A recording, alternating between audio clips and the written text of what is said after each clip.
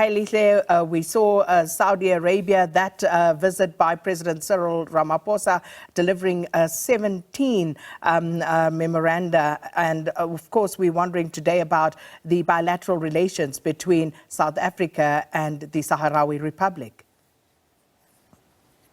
Well, absolutely, Sakina. So it's part and parcel of the presidency reaching out to so many countries. And in fact, just as part of the foreign policy, South Africa really engaging with so many countries. So in this regard, it's the time for Western Sahara as well. And we do know that South Africa has shown a very unwavering commitment in the struggle of Western Sahara.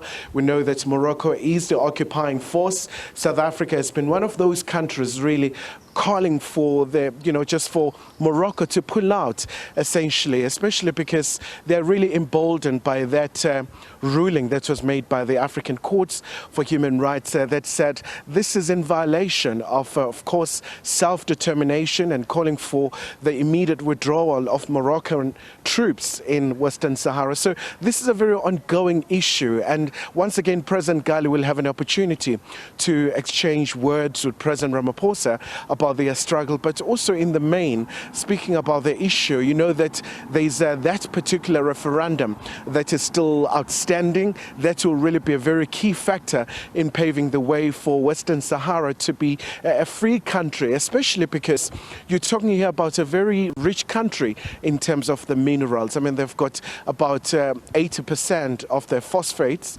and fishing waters as well, but quite a number of countries as well have joined forces with the likes of South Africa, the likes of Namibia as well. At some point, South Africa in 2019, in fact, hosted a solidarity conference.